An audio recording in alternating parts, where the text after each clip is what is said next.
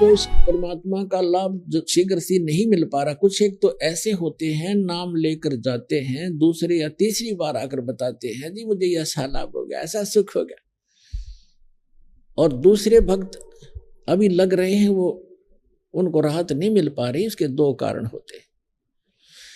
एक तो कारण ये होता है, परमात्मा कहते हैं धीरे धीरे रे मना, धीरे सब कुछ होवे, माली सींचे सो घड़ा, ऋतु आए फल होवे। धीरे धीरे रे मना, और धीरे सब कुछ हो, माली सींचे सो घड़ा, और समय आने पर फल हो। जैसे एक आम का पेड़ लगाया किसी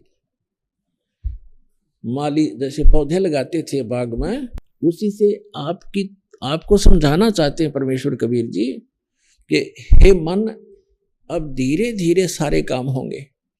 जैसे एक माली पौधा लगाता है, छोटा सा पौधा होता आम का, उसमें सैकड़ों घड़े पानी के डालता है, यानी 10 वर्ष 5 वर्ष, आजकल थोड़े जल्दी हो जाते हैं, 4-5 वर्ष लगा लो, तो पहले 10 वर्ष, लगभग 10-12 वर्ष के बाद आम का फल, पेड़ बड़ा होता था और फिर फल से लदपद हो जाता था, इतना फल लगता था, आप भी खा लेते थे, अचार भी डाल लेते थे, पड़ोसी भी, साथ वाले भी, मोहल्ले वाले भी तोड़ ले जाते थे, रिश्तेदारों को भी रखा करते गठड़ी बांध के, तो भी समाप्त नहीं होते।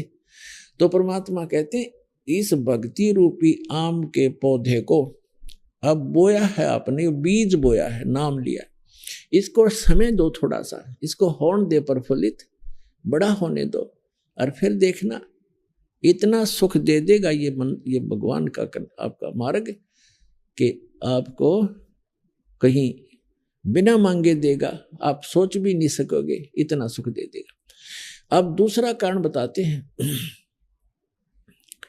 दूसरा कारण ये बताते हैं कि जैसे एक तो तुरंत आराम हो गया, और एक को महीना, 2 महीने, 6 महीने, वर्ष भी लग जाता है, लेकिन होगा गारंटीड, ये सच कर मान लेना। अब क्या बताते हैं, जैसे एक रोगी है, अब दोनों ही एक रोग से ग्रस्त हैं, दोनों के एक जैसी बीमारी है। अब डॉक्टर एक को कहता भी तेरी तो स्टार्ट है अभी, और वो मनमाने 2 खुराकों से आराम हो जाता है, और दूसरे कहता भी लेट बहुत हो गया, तेरी बीमारी पुरानी हो गई है, समय लगेगा, तो उसको महीने में, 2 महीने में ठीक हो जाएगा। जब कारगर दवाई मिल गई है तो वो महीने 2 महीने में ठीक हो जाएंगे। तो दूसरा आपको उदाहरण दें कि जैसे एक तो कपड़ा थोड़ा मैला हो, कुर्ता पजामा, तो वो एक ही बार के साबुन लगाने से स्वच्छ हो जाता है। एक ज्यादा मैला हो गया हो तो उसको 2 बार भी 3 बार भी लाना पड़ जा, और जब जाकर ड्राई क्लीन भी करनी पड़ जाती है, तब जाकर स्वच्छ होगा। तो हमने युगों युगों से अपने अंतःकरण को मैला मलिन कर रखा है, इसमें बहुत से संस्कार जमा हैं जो वहीं से अंकुरित होते हैं, और फिर भगवान की भक्ति मिली है। अब कोई साबुन और तेल मिला है सत साधना का, अब शुरुआत करे रहो। किसी का तो एक ही बार में ठीक हो जाएगा, किसी का फिर कुछ समय के उपरांत होगा अवश्य। और तीसरा कारण ये है कि क्या बताते हैं, सतगुरु के दरबार में कमी कहे की ना, हंसा मौज नहीं पावता तेरी चूक चाकरी माँ। इस सच्चे दरबार में, इस कबीर परमेश्वर के दरबार में, परमात्मा की शरण में किसी भी चीज की कमी नहीं। इस कबीर परमात्मा के शब्दकोश में, डिक्शनरी में इम्पॉसिबल वर्ड नहीं है, ये वो समर्थ परमात्मा है। कहते मासा घटे ना तिल बधे, विद ना लिखे जो लेख, और सच्चा सतगुरु मेट कर ऊपर मारे बेख।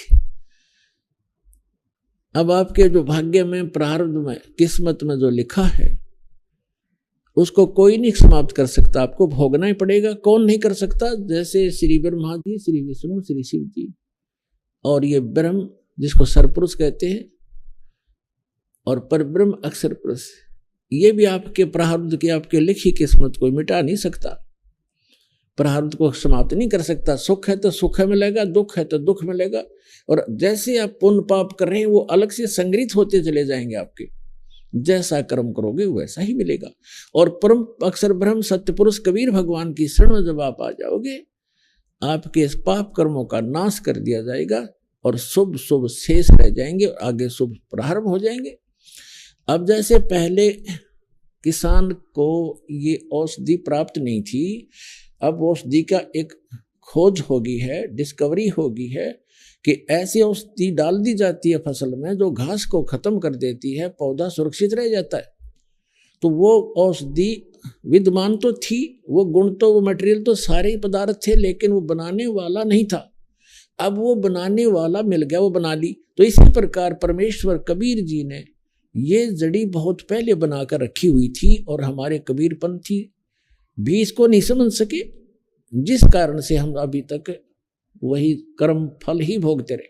तो अब दास को दे दी वह औषधि जो आपके पापों का नाश कर सकती है आपके, क्योंकि दुख पाप से होता है। अब जो कष्ट आते हैं वो पाप के कारण आते हैं और पाप नाशी हो गए इस भक्ति से, फिर कष्ट कहाँ से आएंगे? जब कांटे से दुख होता है, फसल में कांटेदार झाड़ियां उग जाती थी और वो दवाई ने वो पहले ही खत्म कर दी, बस स्टार्ट से ही बड़ी थी वो भी जला दी तो कांटे नहीं रहे, तो नुकसान हानि कहाँ से होगी? दर्द नहीं होगा। इसी प्रकार पुण्यात्माओं इस समर्थ की शरण में आने से कहते हैं कि सतगुरु के दरबार में कमी काहे की ना, और हंसा मौज नहीं पावता तेरी चूक चाकरी में। अब कहने का भाव यह है कि यदि आपको लाभ नहीं हो रहा तो आपकी कोई मर्यादा में भंग है, या आपकी श्रद्धा ठीक नहीं बनी, आपकी चाकरी में चूक है, आपकी श्रद्धा या सेवा भक्ति में कोई त्रुटि बनी है। विचार कीजिए, जैसे एक ही खंभे से, एक ही ट्रांसफार्मर से और 10, 20, 50 घरों को, परिवारों को कनेक्शन मिला हुआ है। अन्य के पंखे चल रहे हैं, मोटर चल रही हैं, कूलर चल रहे हैं, और एक का नहीं चल रहा है, तो उसका कोई कनेक्शन लूज हो लिया या कट चुका है किसी कारणों से, उसकी वेरीफाई करो क्यों, किस कारण से कनेक्शन कटा, हमारे घर ये पावर क्यों नहीं आई। और पावर भी पहुंची हुई है तो आपके कोई पंखे या कूलर में डिफेक्ट है, आपकी फिटिंग में डिफेक्ट है, उसको ठीक कराइए। तो इसी प्रकार इस परमात्मा से उपदेश दीक्षा लेने के बाद आप जी मर्यादा जरूर अवश्य निभाएं। कबीर साहब कहते हैं, जब तक हंसा हमरी आना, काल लगे ना तेरा बाणा, पग पग पर यो तक तक मारे, काल अचानक बाना। अब क्या बताते हैं कि यो काल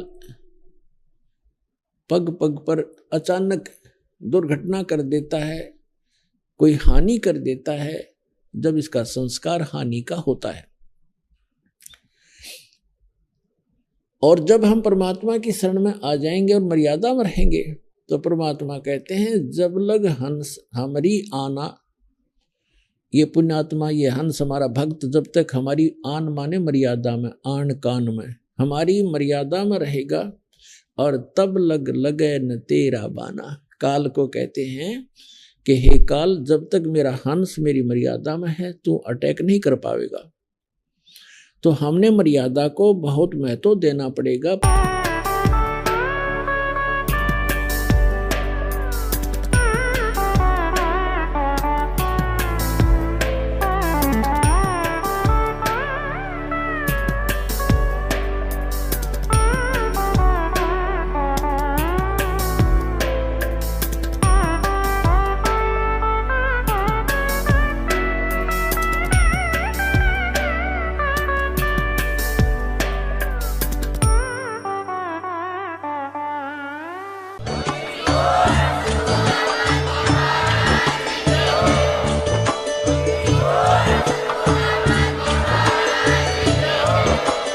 आप सुन रहे थे जगत गुरु तत्वदर्शी संत रामपाल जी महाराज जी के मंगल प्रवचन। अधिक जानकारी के लिए विजिट कीजिए हमारी वेबसाइट www.jagatgururampalji.org।